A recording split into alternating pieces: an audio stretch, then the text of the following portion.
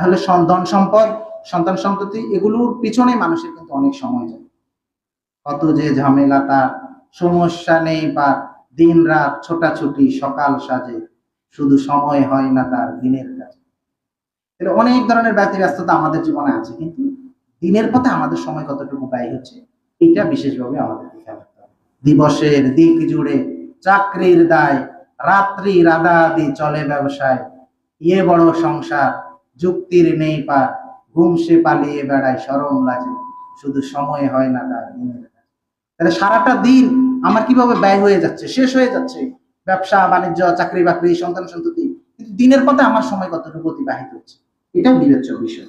এই পর্যায়ে দারসুল কোরআন উপস্থাপন করছেন বাংলাদেশ ইসলামের ছাত্র শিবির সাবেক কেন্দ্রীয় ক্লাব সদস্য ও নোয়াখালী শহর শাখার সংগ্রামী সাবেক সভাপতি জনাব সাইফুল্লাহ সাহেব ভাই।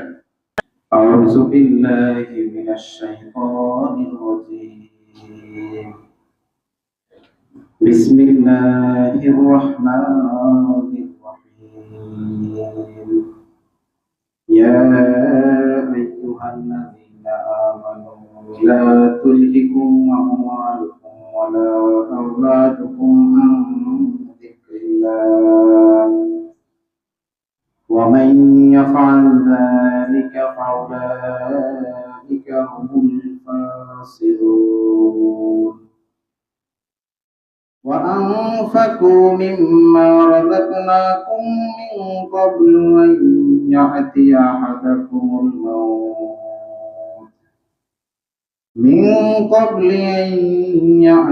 أحدكم الموت فيقول ربي لولا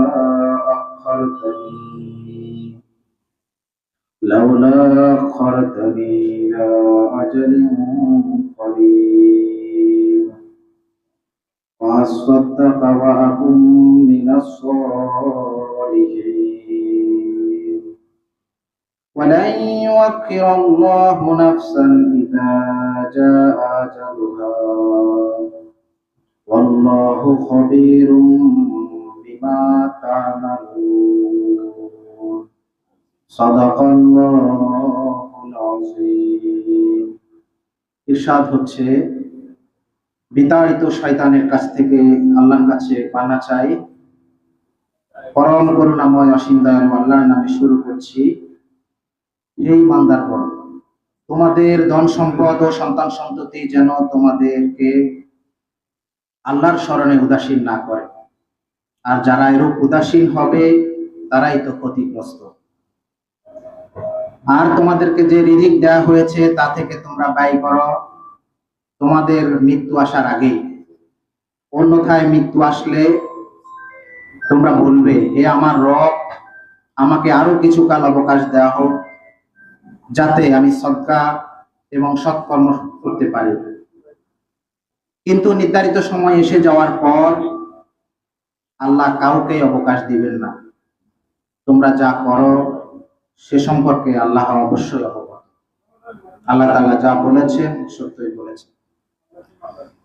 আলহামদুলিল্লাহ, সমস্ত প্রশংসার মালিক আল্লাহ সুবহানাহু ওয়া তাআলার জন্য, যার একান্ত মেহেরবানিতেই আজকের এই চমৎকার আয়োজন, সাবেক সাথী সদস্য ভাইদের নিয়ে সমাবেশে আমরা উপস্থিত হতে পেরেছি। আল্লাহ তাআলার শেখানো পদ্ধতিতেই আমরা শুকরগুজার হচ্ছি, সকলেই করছি আলহামদুলিল্লাহ।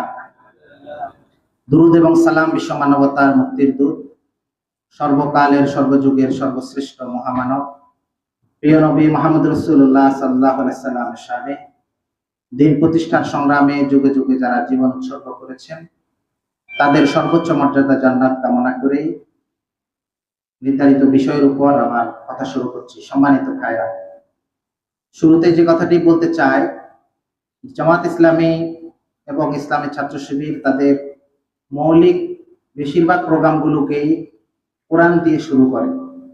এর লক্ষ্য হলো আমরা যাতে করে কোরআনের ব্যাপারে সচেতন হই, কোরআন দিয়ে আমাদের জীবনটাকে গঠন করি, কোরআনের বুদ্ধি অর্জনে আমরা ভূমিকা রাখি। আমাদের সমাজের একটা স্বাভাবিক প্রবৃত্তি হলো যে কোরআনকে অনেকে হয়তো তেলাওয়াত করেন, কিন্তু কোরআনকে বুঝতে হবে এই ব্যাপারে আমাদের সাধারণ মানুষ সচেতন নয়। জামাত ইসলামী চায় যে জামাত ইসলামীর কর্মী ভাইয়েরা যাতে করে কোরআনের উপর বুদ্ধি অর্জন করে। আল্লাহ তাআলা অত্যন্ত চমৎকার ভাবে এই ব্যাপারে গুরুত্ব আরোপ করে সূরা মুহাম্মদের 20 নম্বর আয়াতে বলেছেন, আফালা ইয়াতাদাব্বারুনাল কুরআন, তোমরা কি কোরআনের ব্যাপারে চিন্তা ভাবনা করবে না? এই কথা দ্বারা এর ব্যাখ্যা তাফসীর পড়লে বোঝা যায় যে কোরআনকে নিজের জীবনে যতটুকু দরকার ততটুকু বোঝা ফরজ। গবেষক হওয়া হচ্ছে ফরজে কিফায়া, এটা কিছু লোক হবে, কিন্তু জীবনের প্রয়োজনে যতটুকু আমার জীবন পরিচালনার জন্য নাযালা আলাইকাল কিতাবা তিবিয়ানান লিকুল্লি শাই, আল্লাহ কোরআনটাকে নাজিল করেছেন জীবনটাকে ঘুম থেকে ওঠা থেকে আবার ঘুমানো পর্যন্ত কি করে পরিচালিত করবে সেজন্য। তাহলে এই ততটুকু জানা জীবনের প্রয়োজনে কোরআনকে বোঝা মাত্র। রাসূল সাল্লাল্লাহু আলাইহি ওয়াসাল্লামের একটা চমৎকার হাদিস আছে যেখান থেকে আমরা এই ব্যাপারে আরো গুরুত্ব উপলব্ধি করতে পারি। জিয়াদ রাদিয়াল্লাহু তাআলা বর্ণিত একটা হাদিস, আল্লাহ রাসূল সাল্লাল্লাহু আলাইহি ওয়াসাল্লাম বলেছেন যে হে জিয়াদ, এমন একটা সময় পৃথিবীতে আসবে যখন পৃথিবী থেকে এলেম হারিয়ে যাবে। এখানে এলেম বলতে কোরআনের এলেমের কথা বলা হয়েছে। সাহাবী রাসূলকে জিজ্ঞেস করছেন, কাইফা ইয়াযহাবু লা ইলমি ইয়া রাসূলুল্লাহ নাহানু নাকরাউল কোরআন ওয়া নুকরিউ আবনাউনা ওয়া আবনাউহু মিলা ইয়াউমিল কিয়ামah। সাহাবী স্বাভাবিক সেন্স থেকেই রাসূলকে প্রশ্ন করেছেন, ইয়া রাসূলুল্লাহ, পৃথিবী থেকে কোরআন কি করে হারাবে? আমরা তো প্রতিনিয়তই কোরআন পড়ি, তেলাওয়াত করি, আমরা তো পড়ি, আমাদের রিপোর্টে লিখি, তাই না? সাহাবী তাই বলছেন, ওয়া নুকরিউ আবনাউনা ওয়া আবনাউহু মিলা ইয়াউমিল কিয়ামah, আমরা আমাদের সন্তানদেরকে কোরআন শিখাই, হাফিজ বানাই, মুফাসসির বানাই, তারা তাদের সন্তানদেরকে বানাবে। এভাবে তো বংশ পরম্পরায় যুগ পরম্পরায় কোরআন থাকার কথা। তাহলে আপনি কি করে ইয়া রাসূলুল্লাহ বলছেন কোরআন পৃথিবী থেকে হারিয়ে যাবে? রাসূল খুব শক্ত কথা বলছেন, সাকিনাতুম মুকাজিয়াত ইন কুনতুম লাহুরাকা মিন আফকাহি রাজুলিন বিল মাদিনা, যে হে জিয়াদ, তোমাকে তোমার মা জন্ম দিল কেন? এটা আরবদের একটা কারণ প্রবাদ যে কারো প্রতি কেউ রাগান্বিত হলে এই ধরনের শব্দ ব্যবহার করে। বলছেন তোমাকে তো মদিনার সবচেয়ে বুদ্ধিমান সাহাবীদের মধ্যে আমি মনে করি। এরপর রাসূল বলছেন কি করে পৃথিবী থেকে কোরআন হারাইতে পারে? রাসূল বলছেন, আওয়ালাইসা হাযিহিল ইয়াহুদা ওয়ান নাসারা ইকরাউনা তাওরাতা ওয়াল ইনজিল লা ইয়ামালুনা বিশাইইন মিন নাফিহি, যে হে জিয়াদ, পৃথিবীতে তো এখনো ইহুদি এবং নাসারারা আছে এবং তাদের পণ্ডিতরাও আছে, তাদের ফাদাররাও আছে, কিন্তু ওল্ড টেস্টামেন্ট নিউ টেস্টামেন্ট নামে তারা যে গ্রন্থটি পড়ে এটা তাওরাত এবং ইনজিল নয়, এটার বিকৃত রূপ। তাহলে বোঝা গেল এর উপর যথাযোগ্য যদি আমল না থাকে, এর উপর যথাযোগ্য যদি মেহনত না থাকে, তাহলে এটা একটা মৃত গ্রন্থে পরিণত হয়। ঠিক একইভাবে কোরআনকেও যদি আমরা শুধু তেলাওয়াতের মধ্যে সীমাবদ্ধ রাখি, ওয়াজ মাহফিলের মধ্যে সীমাবদ্ধ রাখি, নির্ধারিত কিছু লোকেরা শুধুমাত্র কোরআন পড়বে জানবে আর সাধারণ মানুষেরা শুধু তাদের শরণাপন্ন হবে, অথবা কোরআনকে যদি একটা প্রোগ্রামের শুধুমাত্র শুরুতে আধা ঘন্টা 1 ঘন্টা দার্সের মধ্যে সীমাবদ্ধ রাখি, তাহলে রাসূলের সেই ভবিষ্যৎবাণী অনুসারে পৃথিবী থেকে কোরআন হারিয়ে যাবে। সেজন্য জামাত ইসলামের কর্মী ভাইদের কাছে আমাদের আহ্বান যে কোরআনকে শুধুমাত্র আনুষ্ঠানিকতায় নয়, জীবনের সকল ক্ষেত্রে কোরআনকে বুঝে পড়ার চেষ্টা আমাদেরকে করতে হবে ইনশাআল্লাহ। না হলে কোরআনটা হয়ে যাবে ওই যে ব্রাহ্মণদের কিতাব বেদের মতো। কোরআন কিন্তু কোনো ব্রাহ্মণ্যবাদী কিতাব নয়। আপনারা জানেন ব্রাহ্মণদের একটা কিতাব আছে, নাম হচ্ছে বেদ। এটা শুধু তারাই পড়তে পারে, অন্য কোনো গোত্রের লোকেরা এটা স্পর্শ করতে পারে না, করলে তারা বলে এটা পাপ হবে। এখন আমরা যদি কোরআন পড়ার দায়িত্বটা আলেমদেরকে দিয়ে দিই, যারা মাদ্রাসায় পড়াশোনা করেছেন, শুধুমাত্র তারাই পড়বেন, অনেকে কথা বলেও থাকেন যে কোরআন বোঝার দায়িত্ব আলেমদের, সাধারণ মানুষের কাছে। তাহলে আমাদের জীবনের জন্য কোরআনকে ততটুকু বুঝে পড়া আমাদের জন্য জরুরি। না হচ্ছে আমরা আমাদের আরো ক্রমান্বয়ে মুসলিম জাতি নিষ্পেষিত হয়ে পড়বে, নির্যাতিত হবে, তারা এই পৃথিবীতে অধিকার হারা হবে, কারণ কোরআনের সংস্পর্শ থেকে তারা দূরে থাকে। এই জন্য আল্লামা ইকবাল একটা চমৎকার কথা বলেছেন যে ইয়া জমানে তো মুআজ্জাজ কা মুসলমান হোকা তুম খারে হুয়ে তারে কে কোরআন হোকা, যে একটা সময় ছিল যখন মুসলমানরা তো এই পৃথিবীকে শাসন করত। আজকে মুসলমানরা পৃথিবীর নেতৃত্বে কেন নেই? তিনি বলছেন একটাই কারণ, কারণ মুসলমানরা কোরআন থেকে অনেক দূর, এই জন্য নেতৃত্ব থেকেও তারা দূর। সেজন্য সম্মানিত ভাইরা, আমরা সে ব্যাপারে বিশেষভাবে চেষ্টা চালাতে হবে। জামাত ইসলামী সেই উদ্দীপনা সৃষ্টির জন্য, আগ্রহ সৃষ্টির জন্য, সেই ইন্সপাইরেশনের জন্যই কোরআন দিয়ে সমস্ত প্রোগ্রাম শুরু করে। আমরা আমাদের জীবনের প্রতিটি ক্ষেত্রে জীবন কিভাবে পরিচালনা করব সেই জন্য কোরআনের উপর আমাদের বুদ্ধি অর্জন করা উচিত। আমি সূরা মুনাফিকুনের 3টা আয়াত আপনাদের সামনে তিলাওয়াত করেছি সূরা মুনাফিকুনের 9 থেকে 11। সূরা মুনাফিকুন হচ্ছে আল কোরআনের 63 নম্বর সূরা। এর মধ্যে মোট 11টা আয়াত, ছোট একটা সূরা। তার মধ্যে লাস্ট 3টা আয়াত আমি তেলাওয়াত করেছি। এর নামকরণ করা হয়েছে সূরার প্রথম আয়াত থেকে, ইজা জাআল মুনাফিকুন। এই মুনাফিকুন শব্দ থেকে এই সূরার নামকরণ করা হয়েছে।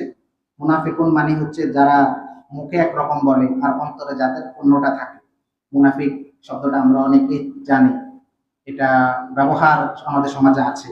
তো কোরআনে আল্লাহ তাআলা যে কোনো বিভিন্ন দল উপদলকে আল্লাহ তাআলা সম্বোধন করেছেন। যেমনি ভাবে মুমিন বা মুমিনুন সম্বোধন করে কোরআনে কথা আছে, আবার কাফেরুন সম্বোধন করেও কোরআনে কথা আছে, আবার মুনাফিকুন সম্বোধন করেও কোরআনে কথা আছে।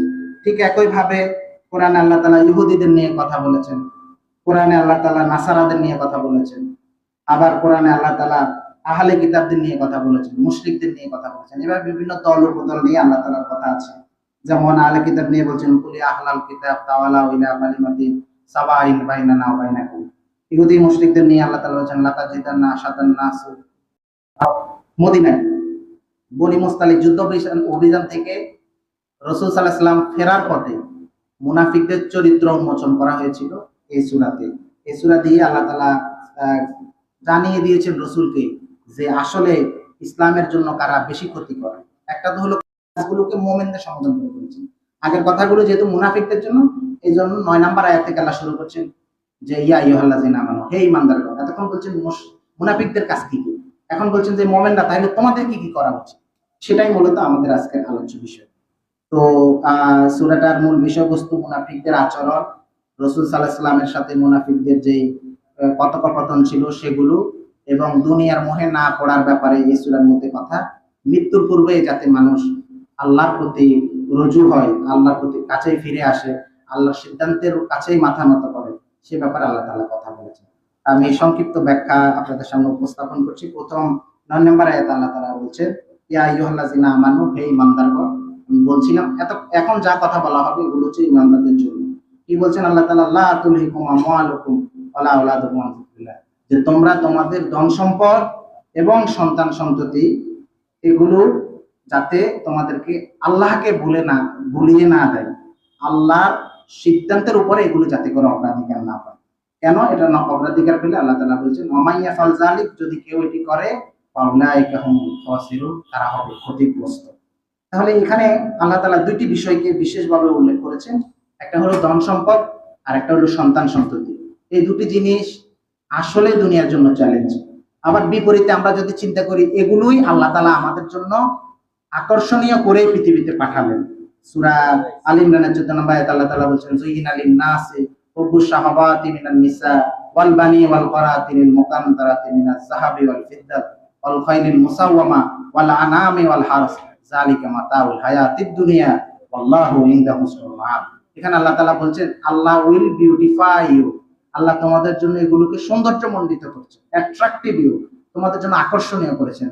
মিনান নিসা, নারী, অলবানি অলকনাতিল, এখানে সন্তান সন্ততি, সম্পদ, স্বর্ণরৌপ্য, বাড়িঘর, জমি জমা, এগুলোকে আল্লাহ তাআলা বলছেন তোমাদের জন্য আকর্ষণীয় করা হলো। তবে আল্লাহ তাআলার কথা হলো, এগুলো আকর্ষণীয় বটে, তবে এর কোনোটি যাতে তোমাদেরকে 3টি জিনিসের চেয়েও বেশি মোহে না পেলে, বেশি তোমরা অগ্রাধিকার না দাও।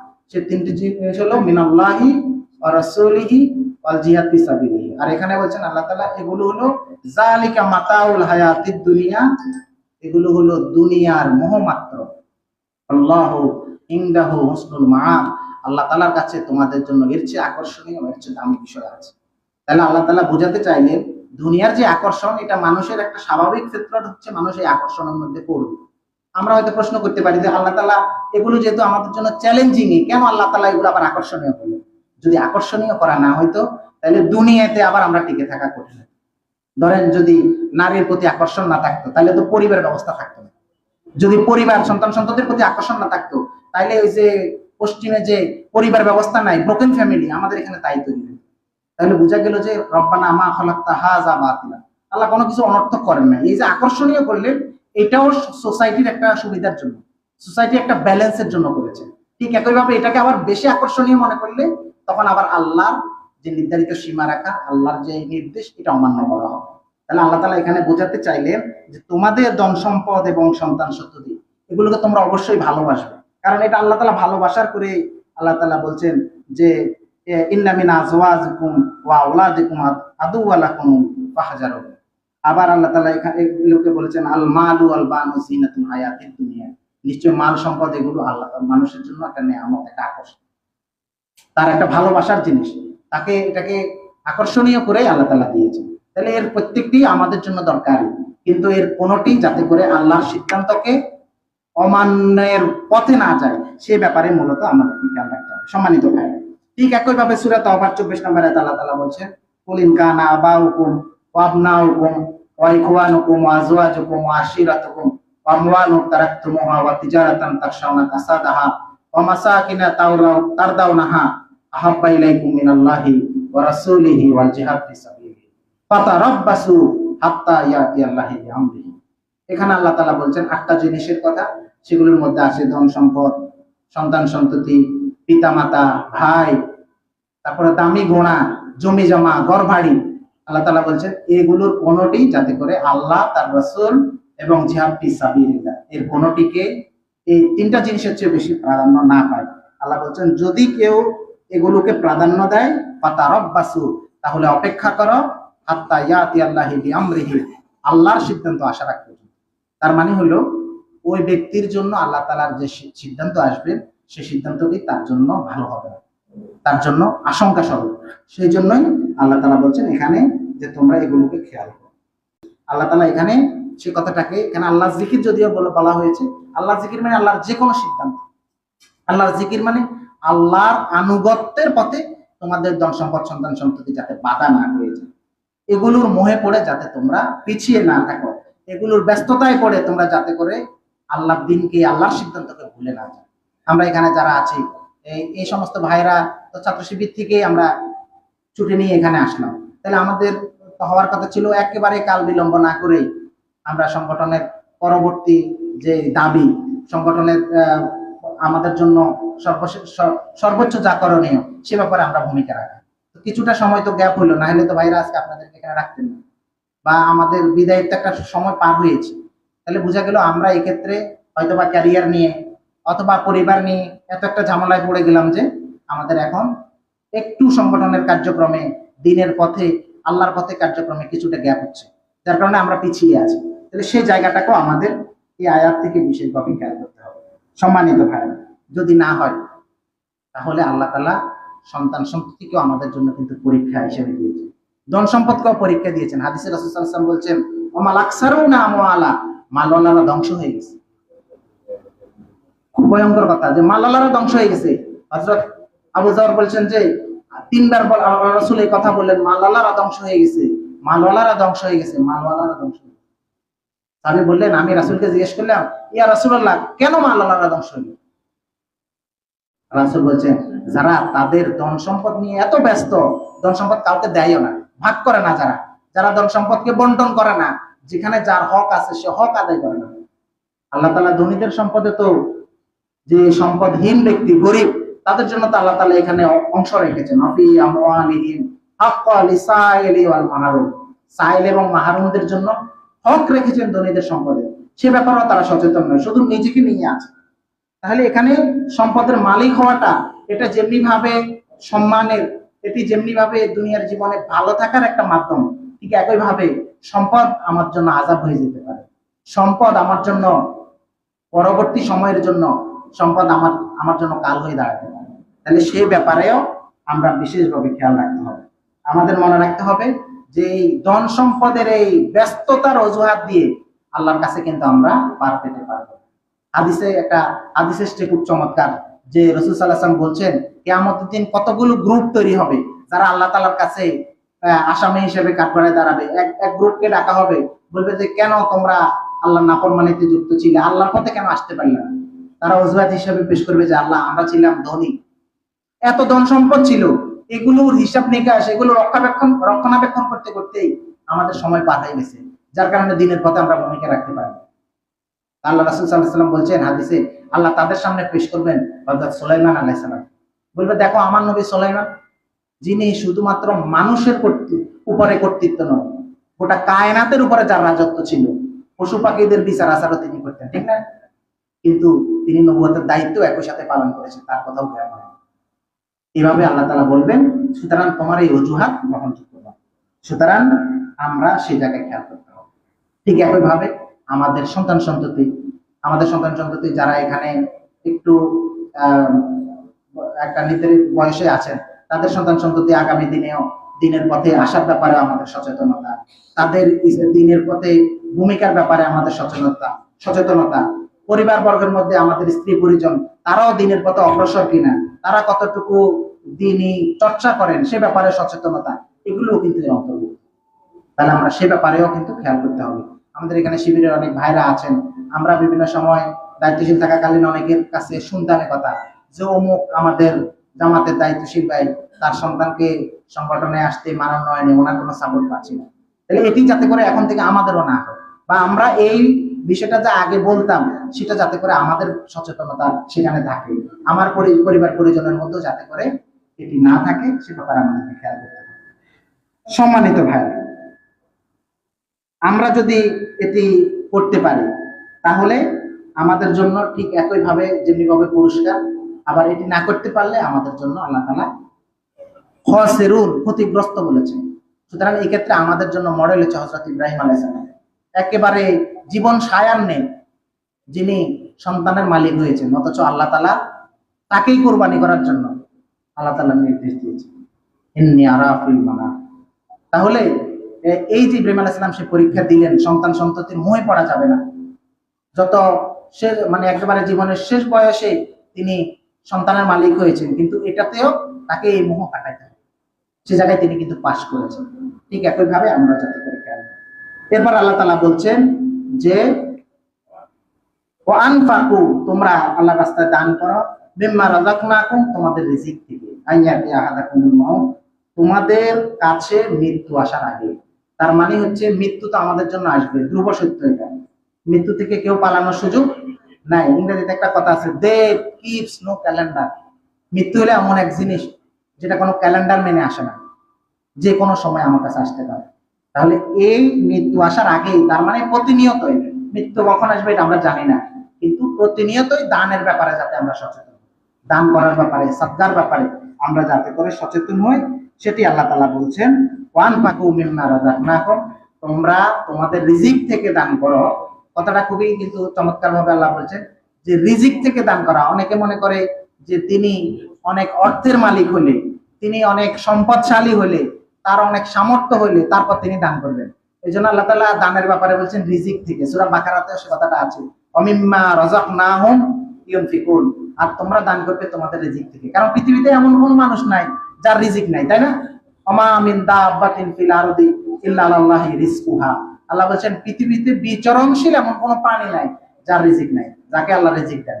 তার মানে প্রত্যেকেরই আমাদের রিজিক আছে, সেই রিজিক থেকে দান করতে হবে। তার মানে ছোট হোক, বড় হোক, কম হোক, বেশি হোক, দান করার ব্যাপারে আমাদের সচেতন হতে হবে।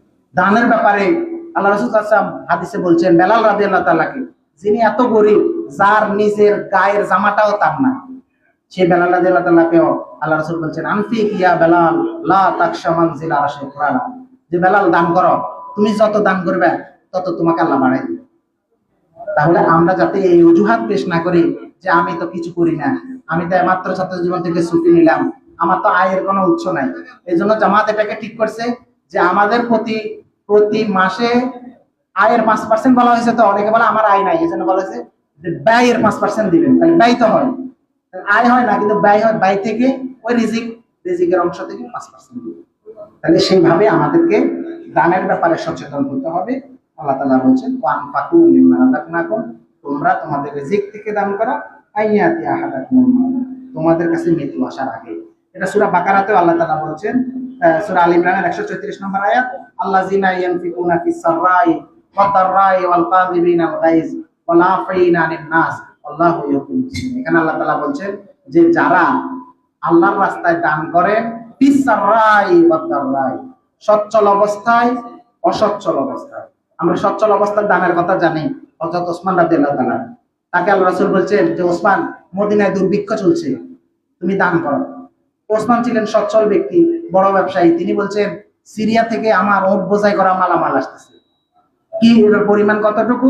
বলছে এর লম্বা এতটুকু যে প্রথম ওটটা যখন মদিনায় এসে হাজির হয়েছে, শেষ ওটটা তখনও সিরিয়ার সীমান্তে। বলছেন সব আল্লাহ রাস্তায় দান করে দিলেন। সুবহানাল্লাহ। তাহলে বেশি থাকলে এভাবে দিতে হবে, আর কম থাকলে বেলালের মতো, বলছে যে বেলালের কিছু নাই, আবু বকরের কিছুই নাই, সামান্য একটা পোটলা, সেটাও তিনি দান করেছেন। বলছেন বাসায় কি রেখে এসেছো আবু বকর? বলছেন আল্লাহ তার রাসূলকে রেখে এসেছি, এছাড়া আর কিছু বাসায় আমার নেই। তাহলে এইভাবেই আমাদেরকে দানের ব্যাপারেও সচেতন হতে হবে, যে আমরা সচ্ছল অসচ্ছল, সচ্ছল অবস্থায় অসচ্ছল অবস্থায় দুই ব্যাপারে আমাদেরকে দানের ব্যাপারে সচেতন হতে হবে। সম্মানিত ভাইরা, না হলে আল্লাহ তাআলা হুঁশিয়ারি করে বলছেন ওয়ায়াকুল আর রব্বি, না হয় তোমরা বলবা লাউলা আখারতানি ইলা আজালিন কারীম, আমার তো মৃত্যু চলে আসছে, আল্লাহ আমাকে আরেকটু অবকাশ দেন, আমি আরেকটু দান করি, সদকা করি, সৎকর্মশীলদের অন্তর্ভুক্ত করি। তো এরকম কোন সুযোগ আল্লাহ তাআলা দিবেন না বলেই আল্লাহ তাআলা পরের আয়াতে বলছেন যে আর যখন মৃত্যু তোমাদের কাছে চলে আসবে, ওয়ালা ইউআখিরুল্লাহু নাফসান ইযা জা আজালুহা, যখন তোমাদের সামনে মৃত্যু চলে আসবে, তখন আল্লাহ তাআলা বলছেন আল্লাহু খাবীরুম বিমা তা'মালুন, আল্লাহ তাআলা তোমাদের মানে ইযা জা আজালুহা, তোমাদেরকে আর কোনো অবকাশ দেয়া হবে না।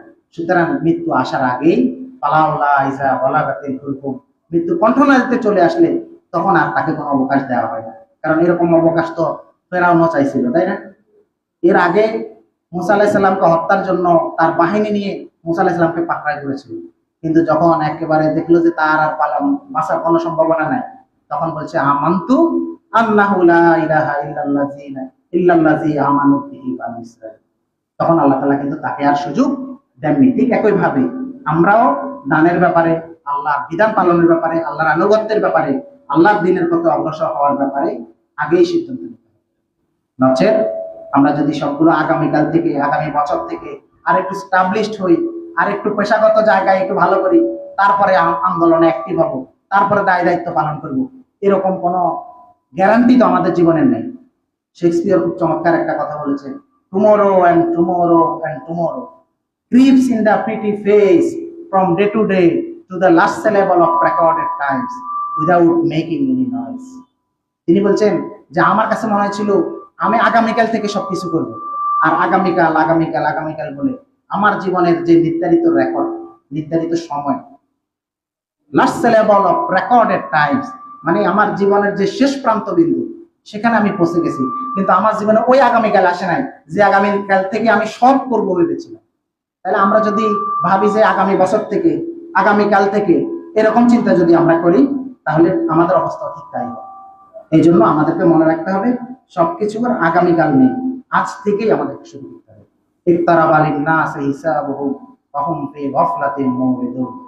আমরা বুঝতেও পারবো না একটা দিন ঠিকই আমাদের জন্য হিসাবের সময় এসে দাঁড়াবে, তখন আর আমাদের কিছুই করার থাকবে না। সুতরাং আমাদের জীবনে যেমনি ভাবে এই দিনটি আসবে, এ ব্যাপারে আমাদের গাফেল থাকার সুযোগ নেই। কারণ গাফেল থাকলেও মৃত্যু আমাদেরকে পাকড়াও করবে, আর এই অপ্রস্তুত অবস্থায় আমাদের মৃত্যু চলে আসলে আমাদের আফসোস করা ছাড়া কোনো উপায় থাকবে না। ইয়া লাইতানি কদ্দামতু লিহায়াতি, তখন আফসোস করে বলতে হবে আফসোস, কি করে আমার জীবনটা শেষ হয়ে গেল। ইয়া লাইতানি কুনতু তুরাবা, আল্লাহ নাইতে বলছেন, বলবে যে হায়রে আমি যদি মাটি হইতাম। কারণ এখন তো মানুষ হওয়ার কারণে হিসেব দিতে হচ্ছে, মাটি হইলে তো সুবিধা হইত, কোনো হিসেব দেওয়া লাগতো। তো সুতরাং মৃত্যু যেহেতু আমাদের জন্য ধ্রুব সত্য, সুতরাং মৃত্যুর কথা স্মরণ করে আমরা আল্লাহর বিধানের ব্যাপারে যাতে সচেতন হই। সূরা আম্বিয়াতে আল্লাহ তাআলা এই কথাটা বলেছে, আর রাসূল সাল্লাল্লাহু আলাইহি ওয়াসাল্লাম হাদিসের মধ্যে বলেছেন যে আকসারুজ যিকরিল হাজিমিন লাফজাতিল মাউত, প্রতিনিয়ত তোমরা মৃত্যুকে স্মরণ করে চলো। সম্মানিত ভাইরা, তাহলে আমরা এই দুইটা আয়াত থেকে যে বিষয়টি শিক্ষা পেলাম, এক নম্বরে হলো যে আমরা আমাদের দুনিয়ার কোনো বস্তুকে আল্লাহর আনুগত্যের সামনে আমরা কারণ হিসেবে প্রাধান্য দিয়ে আমরা জীবন চলা যাবে না। আর দ্বিতীয়ত হলো আমরা দানের ব্যাপারে সচেতন হব, মৃত্যু আসার আগে আমরা যাতে করে সচেতন হই। আল্লাহ তাআলা আমাদেরকে এই আয়াতগুলো থেকে শিক্ষা নিয়ে আগামী দিনে আমাদের জীবনটাকে গঠন করা, বিশেষভাবে ইসলামী আন্দোলনের যে সুমহান আদর্শের কথা আমরা ছাত্র জীবন থেকে পেয়েছি, সেটাকে ধারণ করে আমৃত্যু আমরা যাতে করে দিনের পথে থাকতে পারি, আল্লাহ তাআলা আমাদেরকে সেই তৌফিক দান করুন। আসসালামু আলাইকুম।